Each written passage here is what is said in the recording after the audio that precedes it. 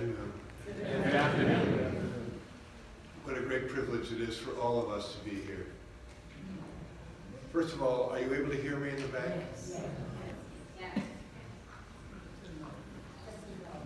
Yes and no? Well, if it continues to be a problem, just raise your hand and we'll make sure you can hear. I'm so honored to be part of this wonderful center's tradition of study, especially given the theme chosen for this session, which is discovering the other, understanding ourselves. That is our text. I'd like to begin by thanking the good people of Larchmont Temple for inviting us all here. I want to thank Marvin Wexler, who first reached out to me, Zev Aviezar, who gave me the most warm welcome and has extended it to me over weeks. And of course, Rabbi Jeffrey Zertman, who I nearly crossed paths with decades ago at Boston University, but we both carry the aura of that place and its years. I'm especially honored to be with Bishop Powell and members of the Straight Gate community. As that range of folks implies, we are members of a broad community of belief, and perhaps of disbelief too. We don't assume that everyone here is in some formal way religious. We are Christians and Jews mainly. We are all searchers for the truth. We are Americans, troubled perhaps by the apparent collapse of structures of understanding and civility in our own country. Religion is part of America's problem today. Can it be part of America's solution? Is our question. Discovering the other, understanding ourselves. We cannot do the second without doing the first. We only understand ourselves by discovering the other. That is what you might call our text. What is the context? What is going on in the world around us? And how does it relate to what brings us each here to Larchmont Temple today? Last week, the FBI released the annual survey of hate crimes statistics for 2018. The FBI reported that hate crime murders in the United States hit a 27-year high, an upsurge tied in particular to last year's Tree of Life Synagogue massacre on October 27th in Pittsburgh, where 11 people were murdered during Shabbat services. We think of this synagogue shooting in San Diego, and we think of the shocking uptick of assaults against Jews in Europe. What is going on here? In 2018, 60% of all U.S. hate crimes were attacks directed against Jews and Jewish institutions. That is context. Anti-Hispanic hate crimes increased in 2018 by 14%. Reported attacks against Sikhs tripled. That is context. This week, it was revealed that the American official who is in charge of shaping White House immigration policy, traffics in and promulgates white supremacist propaganda. That is context. In Europe, hopes for new structures of democratic tolerance in the wake of the fall of the Berlin Wall 30 years ago last week, the anniversary of Kristallnacht, have been severely tested. And in the east of Europe, those hopes are nearly dashed. In Germany, the fascist-friendly movement known as Alternative for Germany has gained a shocking level of traction. Last month, there was a failed synagogue shooting in Halle, Germany. Poland is governed by an authoritarian right-wing government that trades in Holocaust denial. In Yugoslavia, religiously based ethnic hatreds that sparked a savage civil war in the 1990s are on the rise again. Hungary is dominated by a regime that reinforces itself by exploiting the hatred of Jews, especially George Soros, who is now at the center of conspiracy theories that repeat the foulest of anti-Semitic tropes, even this week on a major American news broadcast television system. If our text is discovering the other, understanding ourselves, what does this context require of us?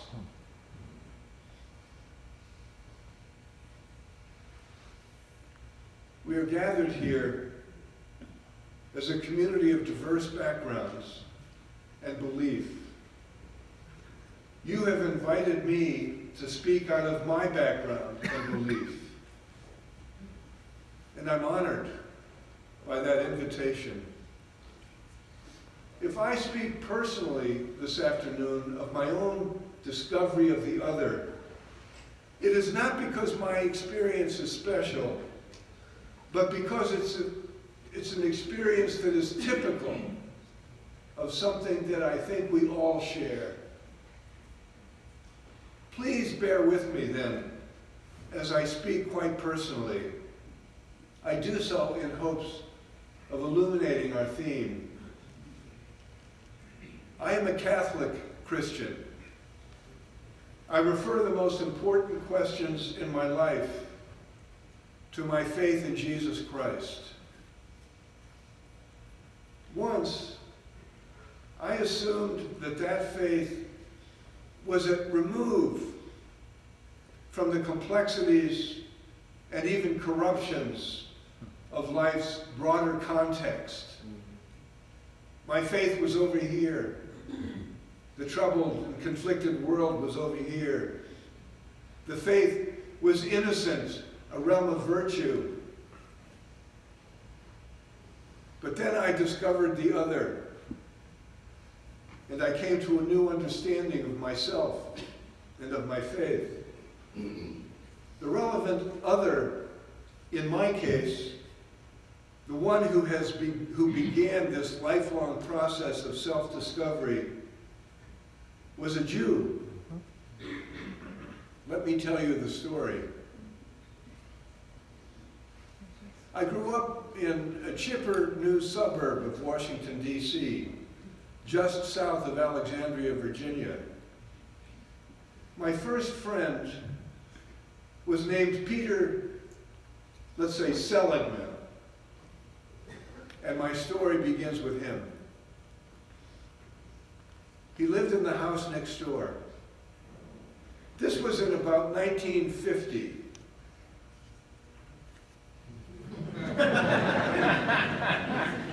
When I was 6 or 7.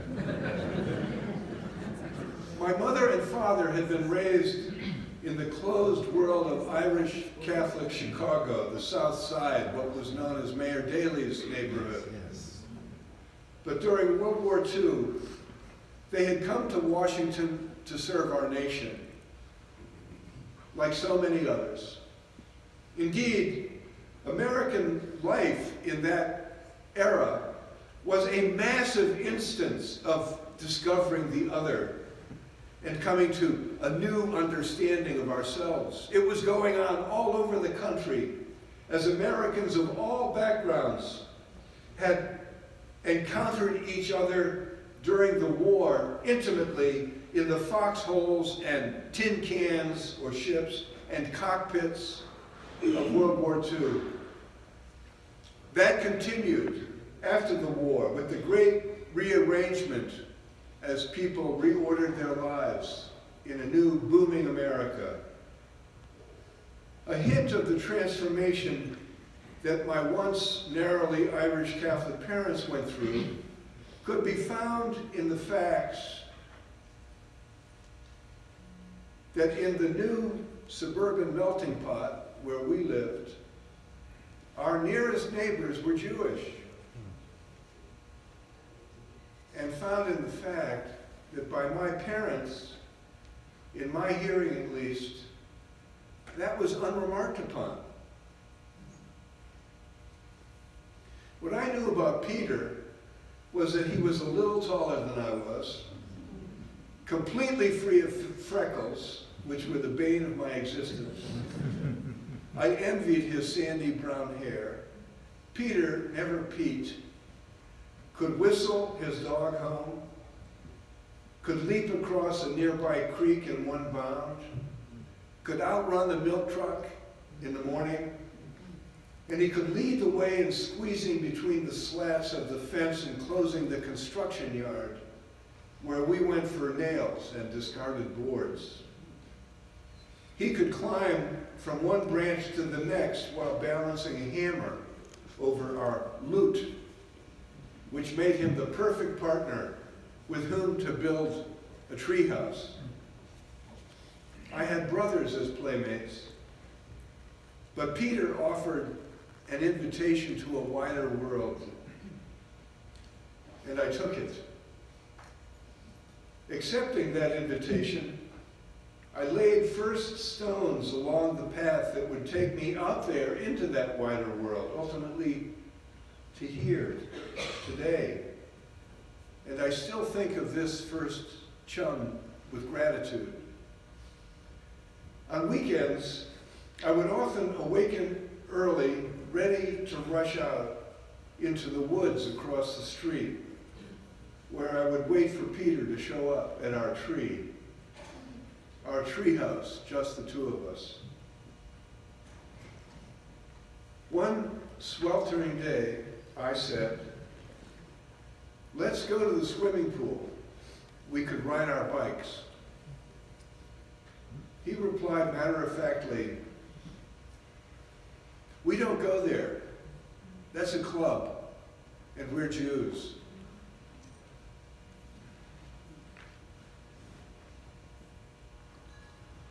Bellhaven was an old Virginia country club, a mile or two away. I did not know it until years later, but my father, who joined for the golf course, had been one of the first Catholics to be admitted as a member. This too reflected that post-war loosening of strictures, but the slackening went only so far. Catholics, maybe. Jews, never. There were blacks at the club, of course. The caddies.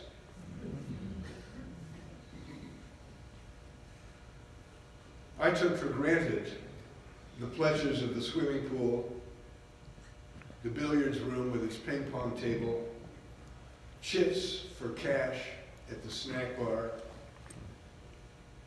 But Peter's remark, the snap of a barbed whip, punctured my innocence about the country club and about myself. This was the first lesson in what you might call the rubrics of exclusion, an initiation into an ostracizing, which, when its unbounded scope showed itself much later, would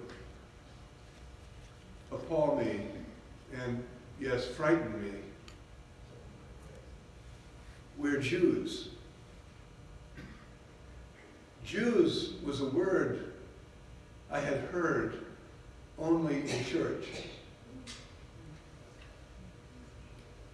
But I knew what mattered. When the Roman governor, Pontius Pilate, proposed the release of the innocent Jesus, the Jews were the ones who called out, "Crucify him! Crucify him!" I knew that the Jews were the money changers whose tables Jesus had overturned in the temple, leading to his arrest in Jerusalem. I knew that the Jews hatefully dogged Jesus as he went about Galilee preaching love. Jesus was my intimate friend, and the Jews were his enemy. I knew that.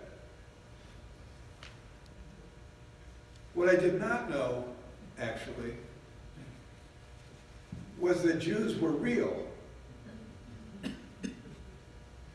That there were Jews alive in the world that I inhabited. Peter was a Jew.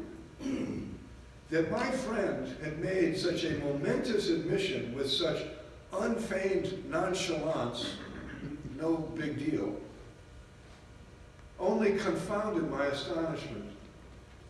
If Peter was the enemy of Jesus, what could Peter be to me? I do not recall what, if anything, I replied to his statement. Yet somehow the ground had shifted under our friendship, and I had been given a problem, whether my apparently accepting friend had a problem or not. I had discovered the other, and now I had to newly understand myself. Peter and I, both second or third graders, went to separate schools. I attended St. Mary's, the parochial school in Alexandria, which was a 15-minute drive away. Peter went to what I thought of as the Protestant school, also known as the public school. A 10-minute stroll from our house. Though in my intimate memories of Peter, that tree house, our romping through the woods, our searching for arrowheads along the sandy banks of the creek, it is always summertime or Saturday. In fact, our separate schools had kept us well apart most of the time. St. Mary's was the realm of nuns, Holy Cross sisters, whose stiff white headdresses looked like halos, which was to a 7-year-old enough to signal their elevated status. They carried metal clickers, one crack of which could jolt an entire bustling classroom into silence in an instant. Their most emphatic instruction concerned the Catholic Catechism, and I took in its absolutes absolutely. Question: why did God make me? Answer: to know, love, and serve him in this life, and to be happy with him in the next. This life, next life. That distinction fixed my economy of time. And soon enough, this life, next life, defined the brackets of my comprehension. I began to take everything in within that set of parentheses. To my mind, the largest note of the Catholic faith was rendered in a slogan which may have been the first phrase I ever memorized, which was, "No salvation outside the Catholic Church." or for short, no salvation outside the church. Because the church was the Catholic Church. I do not know why this, of all Catholic maxims, was the one to lodge most firmly in my young consciousness, but I suspect it did so because of this next life, this life dichotomy, and because around then I was ushered to the lip of the high ledge that overlooked the pit of hell. That thud was my cane falling to the floor because it knew I was about to get to the pit of hell.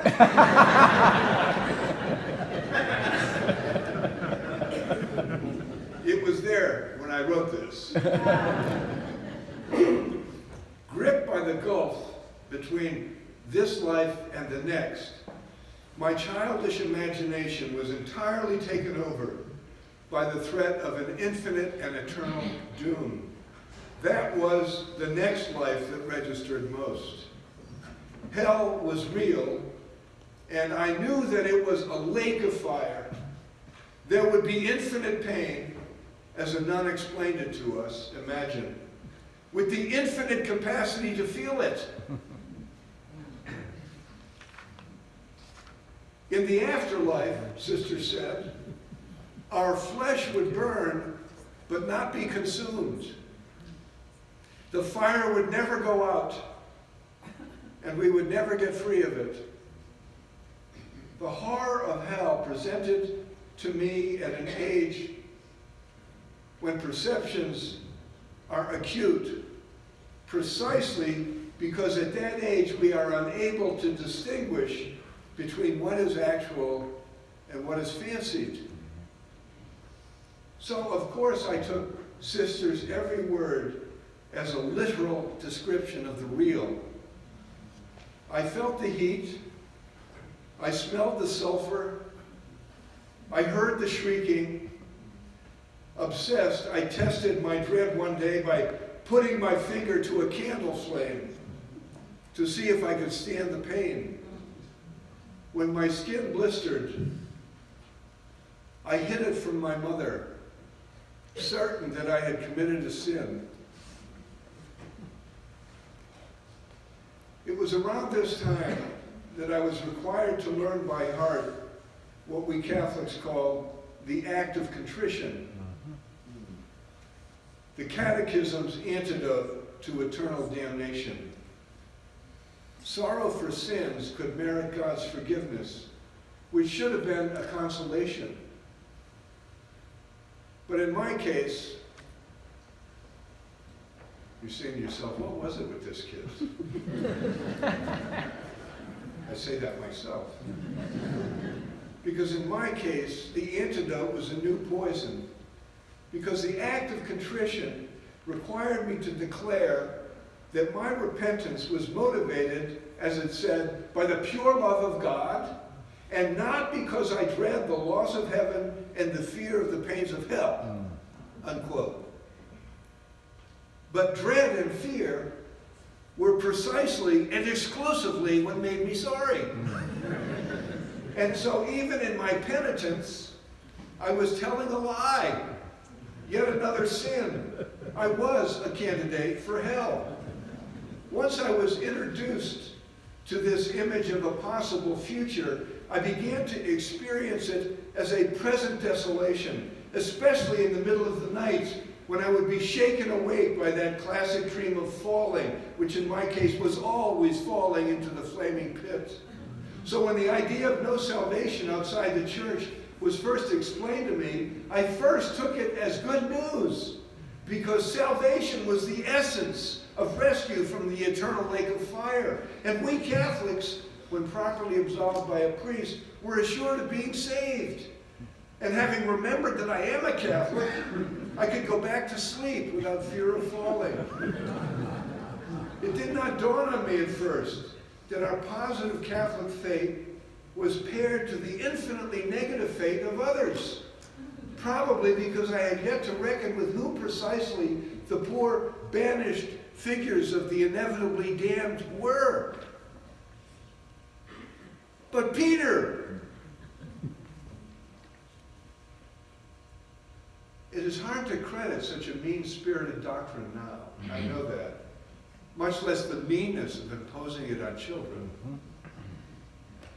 But this, you're damned, we're not, actually possessed a certain logic. Those of us who are Christians here today will recognize the logic, and we should admit it. Jesus has long been understood by Christians as the one way to God. And the church understands itself as the way to Jesus. Only way to God is through Jesus. Only way to Jesus is through the church. The Gospel of Mark has Jesus putting the idea this way: he who believes and is baptized will be saved, but he who does not believe will be condemned. That's the gospel. That grim idea was, it's true, counterbalanced in the New Testament by numerous assertions of God's unconditional love for all. But the rejection of others came to dominate Christian theology, and it morphed into a kind of imperialistic claim for Roman Catholic orthodoxy in the church's early centuries. And it became a barbed dogma in the Middle Ages, when Catholic prelates and bishops, presiding as gatekeepers of the afterlife, used no salvation outside the church as a weapon of exclusion, and it was formally pronounced by papal bulls, as they're called, and church councils, as popes competed with kings and princes for political power in what was called Christendom. The threat of damnation in the next world assured the dominance of Rome's clerics in this world, not to mention their wealth, once indulgences could be sold. By the time I was born, the defensive theological aggression of no salvation outside the church had been rekindled among Catholics by anti-Catholic animosities left over from the Protestant Reformation, and by the general Protestant denigration of Catholics that was the rule in American life. Catholics, like us, could strike back at such excluding non-Catholics by emphasizing, even celebrating, that only we hated papists, as we were called, could go to heaven. The beatific vision of heaven would be our eternal revenge.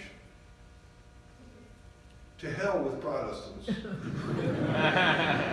their hilltop houses and prep schools. Jews with their interest rates and revolutions be damned. All well and good. But now, it was really hitting me. Peter? How could God not like Peter as much as I did? That simple question stuck in my throat. What had Peter done to merit an eternity of hellfire? Nothing. Nothing at all. If Peter was not a good boy, how could I be a good boy? Looking at things through the crystal lens of my friend's certain fate, I saw that the God who ruled over a cosmos defined by no salvation outside the church was, and this is the 7-year-old's ultimate indictment, unfair. No fair. Now, when I awoke from the dream of falling, it was the horror of Peter's fate that choked me in the night. Peter, forever in the lake of fire. That I knew this awaited him, while he did not know it, made me feel complicit in the injustice, which only compounded my anguish. Eventually, I would look back on this uninformed but visceral grasp of injustice, of what awaited a certain Jew, as the opening to a rejection of the entire economy of religious anti-Judaism. The Christian roots of the Holocaust have haunted the work that I have done as a writer across 50 years. And that work began with Peter. I have written a history of Catholic anti-Semitism, Constantine's sword. I wrote Christ Actually, a believer's exploration of Jesus Christ after the Holocaust. I'm also a novelist. Last year I published The Cloister, a work of fiction set in the Cloisters Art Museum in Manhattan, which happens to be the rescued remains of a 12th century French monastery. The novel tells two stories, one from 1,000 years ago, when the first Christian pogroms occurred in Europe, and one from 70 years ago, when the Christian roots of the Holocaust began to be discovered. Discovery, understanding, our theme today. But my theme too, in all of my writing, and the soul of my books on this subject, is this story I'm telling you right now about a boy named Peter. Over the years, I came to understand the importance of insisting both on the Nazis' unique responsibility for the anti-Jewish genocide, but also on the way that the Nazi project built on the prior abomination of sacrosanct Christian dehumanizing of Jews. A habit that began with that Christ killer charge to which I was introduced as a child. Christian anti-Judaism not only spawned Nazi anti-Semitism, but it underwrote the Christian world's broad indifference to the fate of the 6 million. What began to become clear on Kristallnacht. Here is the point about my youthful uneasiness with no salvation outside Jesus. Taking for granted as proper the otherworldly Jewish future in the eternal lake of fire prepared Christians to take for granted the this-worldly Jewish destination in the crematoria.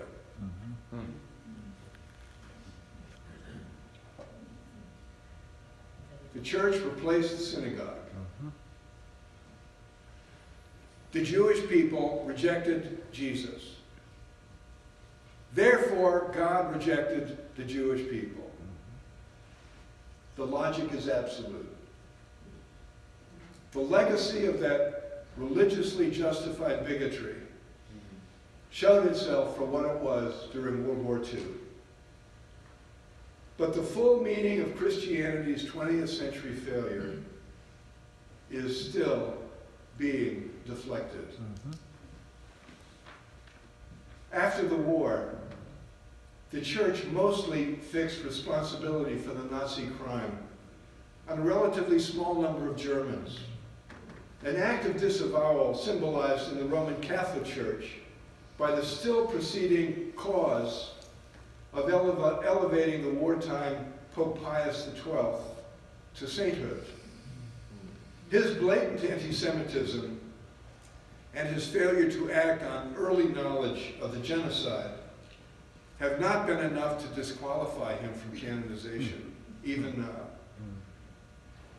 That's because declaring Pius XII a saint would have less to do with whitewashing his personal record than with exonerating the church itself and its anti-Jewish theology for its larger responsibility for the Holocaust.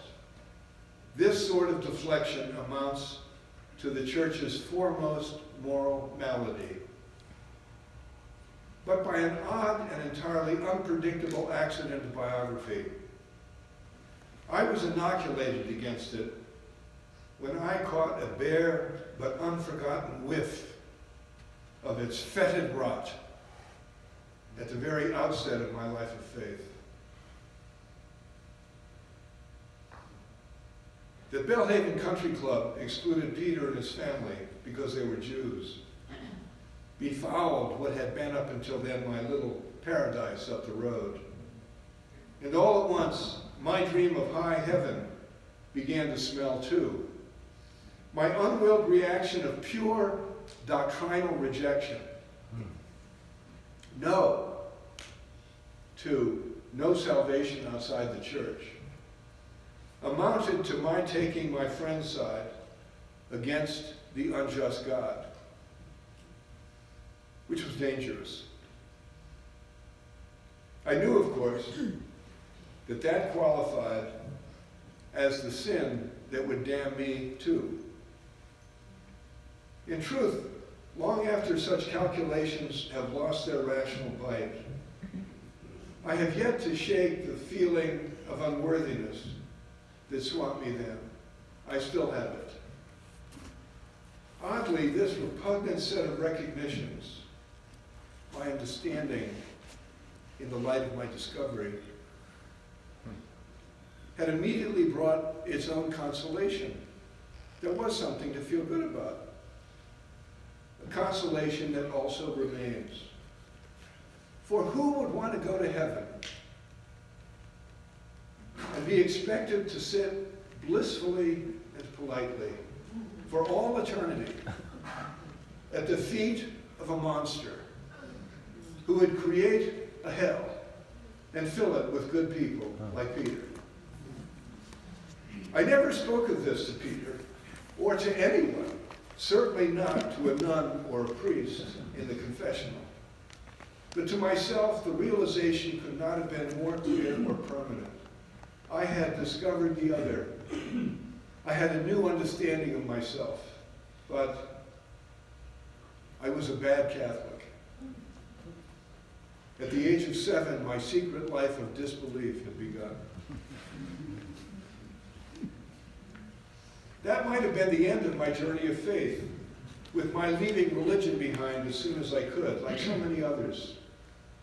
But instead, something happened, not only to rescue my faith, but to brace it with an apparatus of hope that has kept me in the Catholic Church for all these years, most of my life. And once again, the nuns of St. Mary's School were instrumental. So now I was in the 3rd grade, a year or so after I proposed going to the swimming pool with Peter. At St. Mary's, each week began with the school principal coming into our classroom to give us a summary of what she called the Catholic news. She was Sister Rita Elaine. And that I remember her name is no doubt a measure of the mark her words made on me that day. Mostly the Catholic news involved such sources of Catholic pride as Pope Pius XII on the cover of Time magazine, Notre Dame star halfback Johnny Latner winning the Heisman Trophy, or an Academy Award nomination for the movie The Miracle of Our Lady of Fatima. But this day was different. The Catholic news. With unchecked surprise, Sister told us that a priest in Boston had been excommunicated by the Holy Father, kicked out of the church, for teaching that there is no salvation outside the Catholic Church. 1953.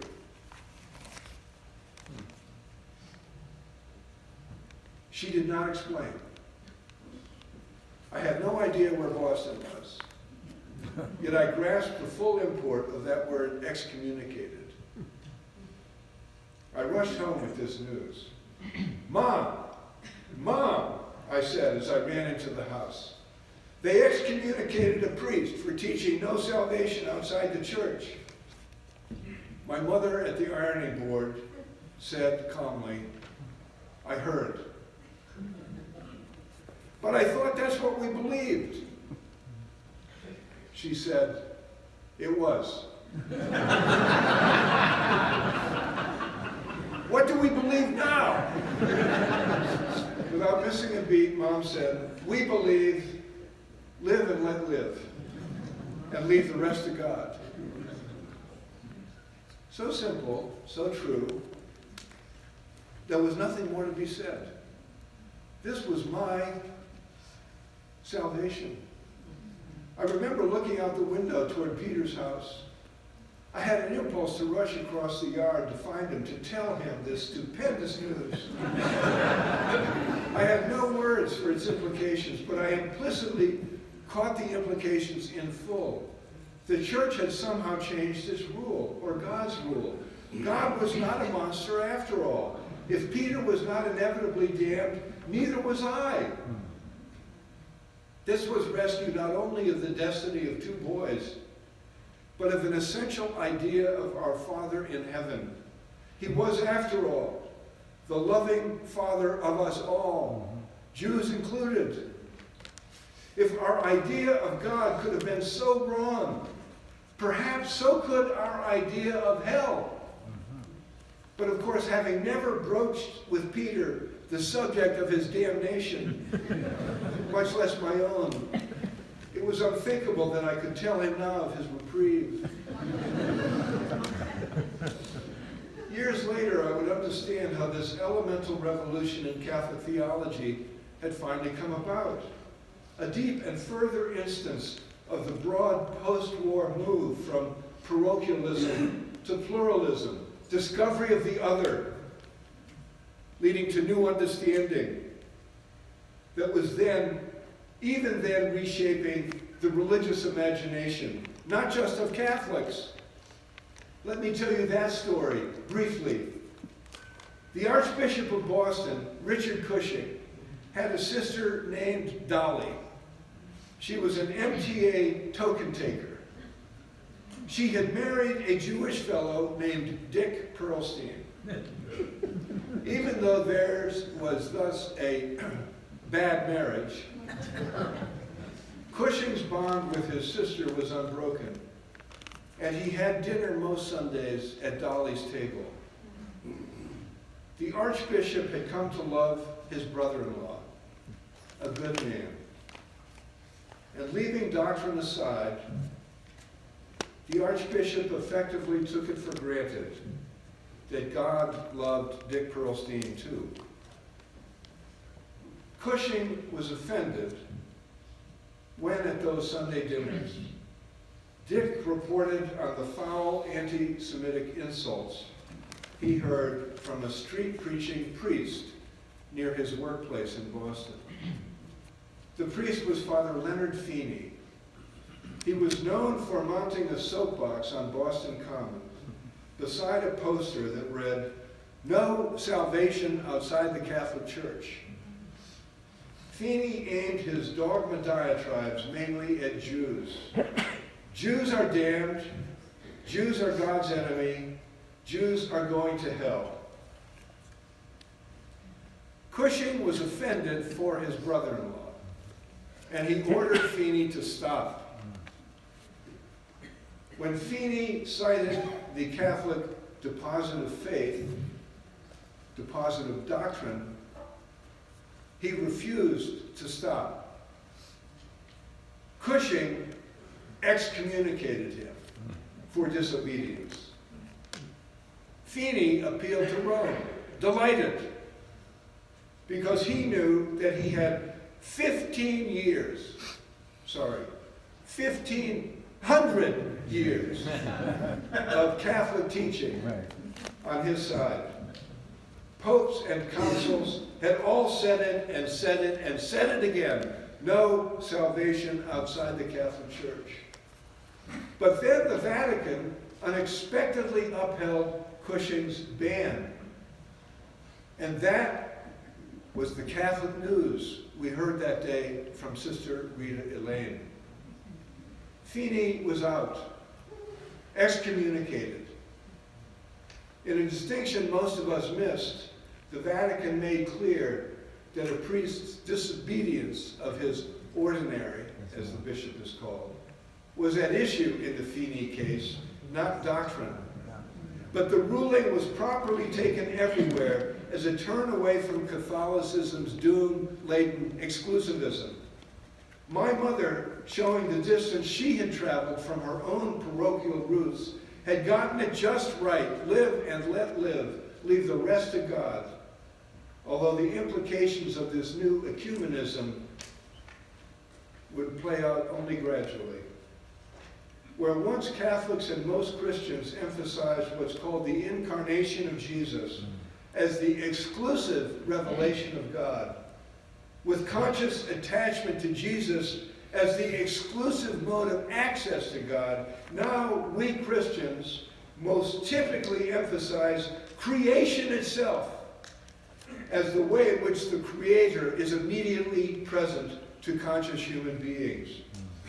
From incarnation as God's presence to creation itself as God's presence. This is the essential argument I make in that book, Christ Actually. Jesus did not come to save us. Jesus came to reveal that we are all already saved. All of us. Jesus came to reveal that we creatures ourselves are the manifestation of God's reality, and that there are many, many ways that humans express this. Christian faith is one of them. The faith of Israel is one of them. Despite gospel verses that seem to suggest otherwise, Jesus is not the only way to God. The various non-Christian religions can be mediators of the Holy One, but so can secular expressions of ultimate reality, which after all is the point of great art and great music. For Christians, for us Christians, Jesus remains a unique Savior who somehow participates in divinity as God's Son, a mystery before which we bow. But what he reveals is that the one he calls Father is intimately present to all humanity. To repeat, Jesus saves us by revealing, against what we had come to through sin to imagine, that we are all already saved.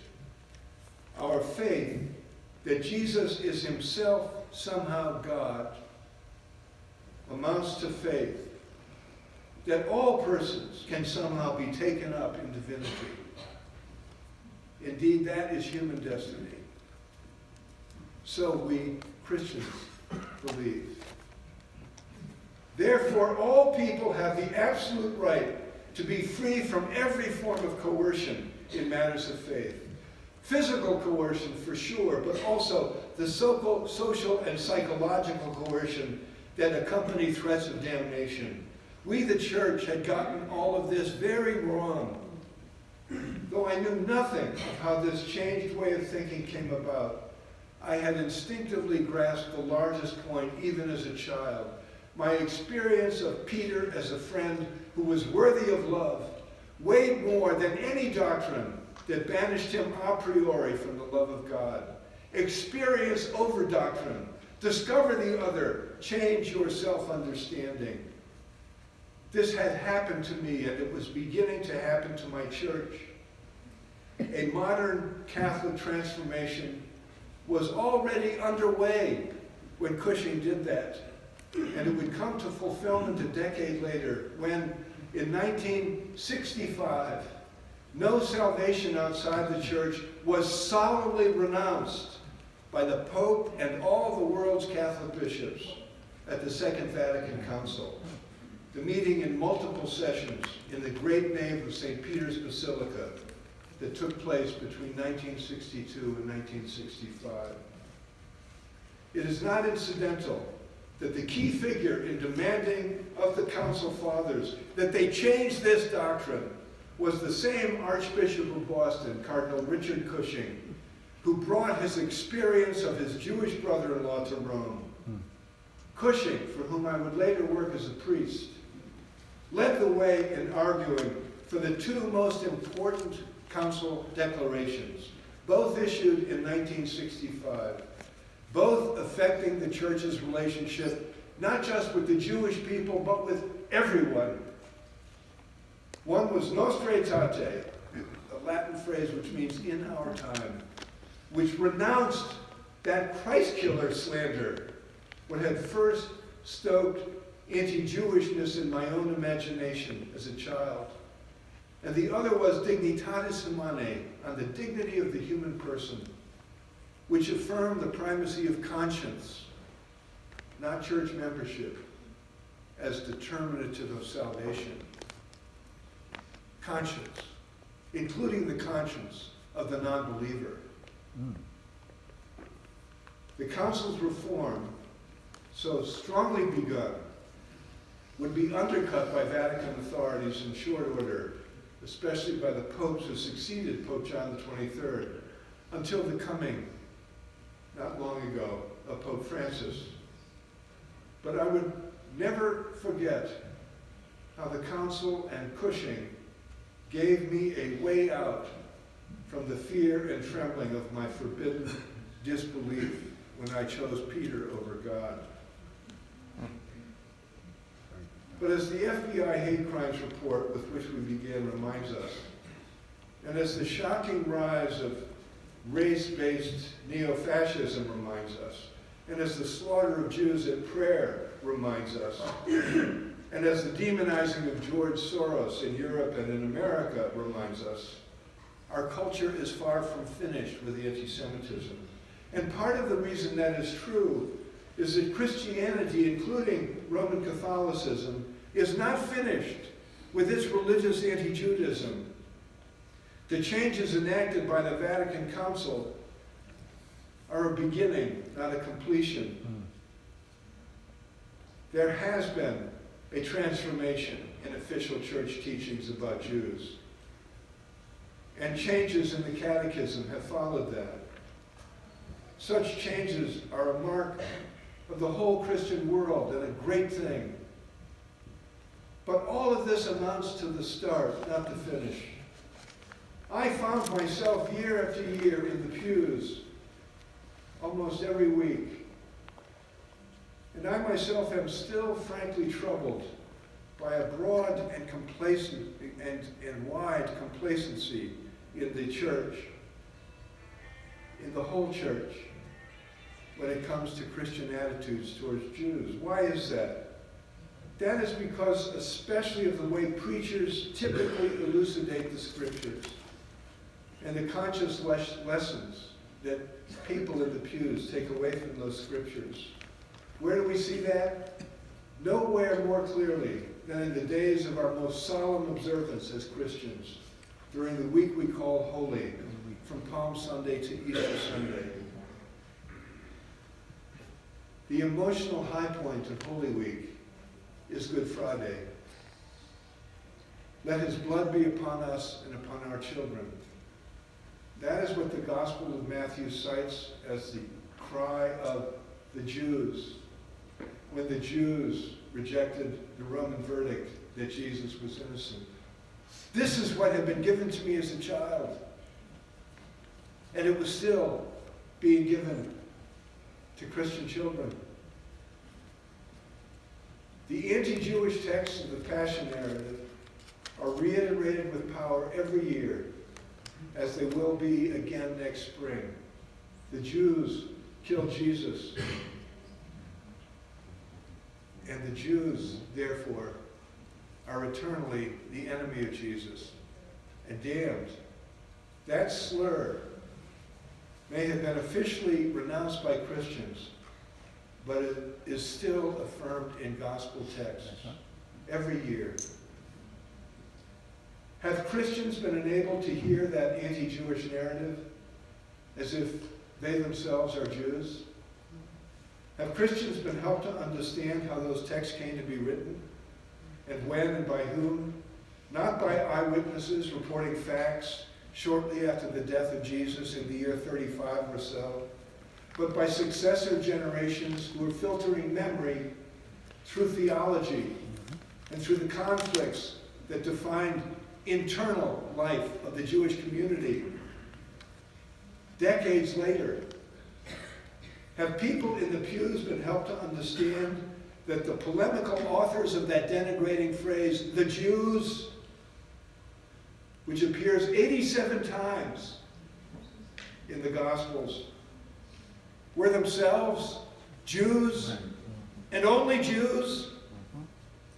The Jews rejected Jesus. The only people who accepted Jesus were Jews. The Jews did not kill Jesus. The Romans killed Jesus. Period, full stop. Have Christians in some been provided with the crucial mindset necessary to hear the passion without concluding that the Jews killed Jesus? Because the whole trouble starts there. For Christians everywhere, this is a grave question. Reading the Bible literally as the Word of God, rooted in simplistic notions of historicity and facticity, inevitably produces negative attitudes toward the Jews portrayed as villains. And the passion narratives are only the tip of the iceberg.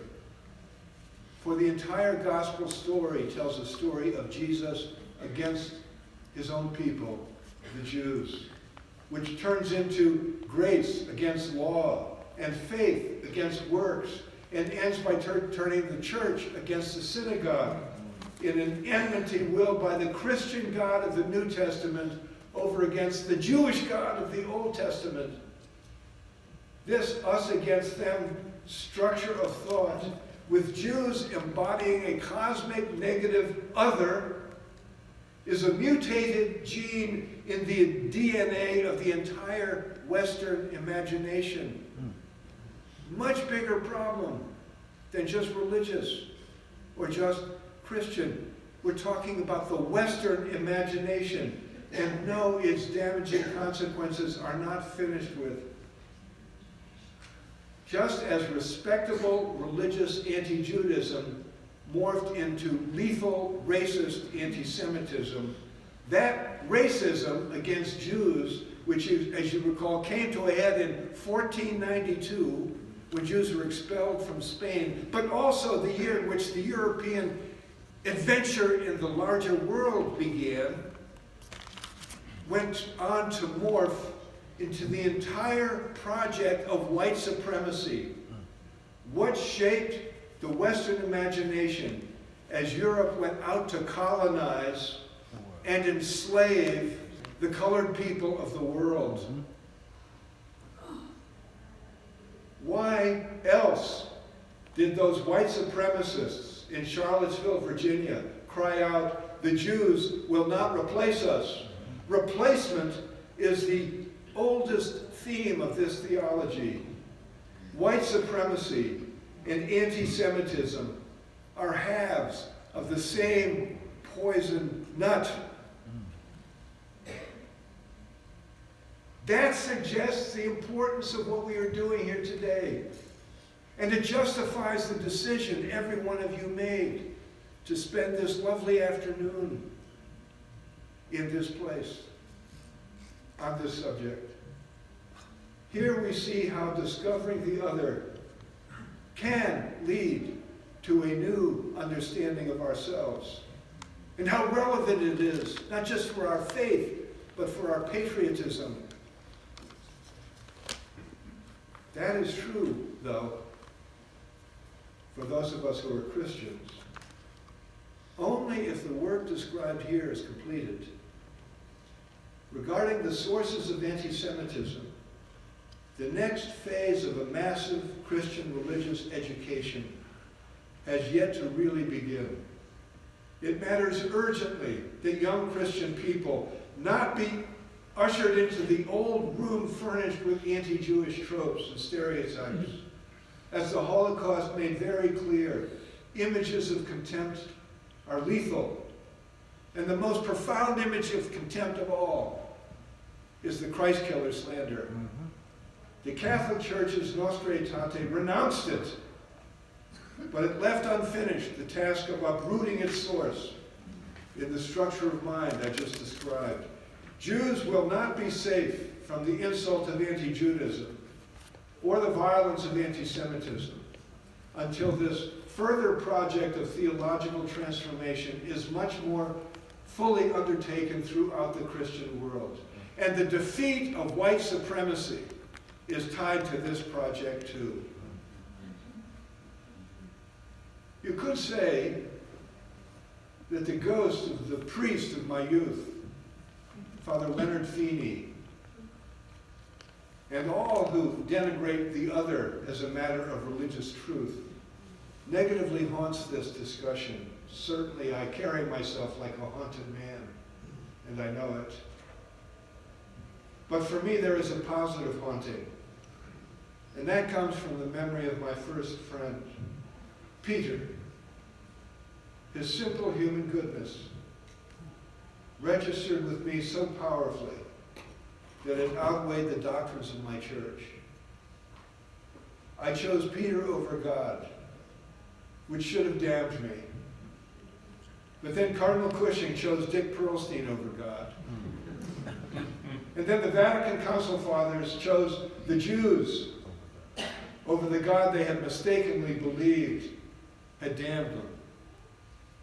Those were, in the words of the old spiritual, the hours I first believed.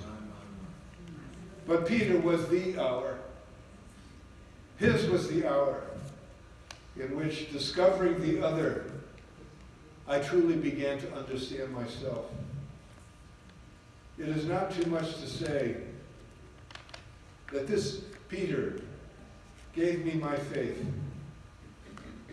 not in the God who damns and against whom I chose, but in the God who is faithful to all that God has made and to everyone. The God, of course, of Abraham and Isaac and Jacob, who is the God of Jesus Christ, that God. Blessed be his holy name. I think he's done.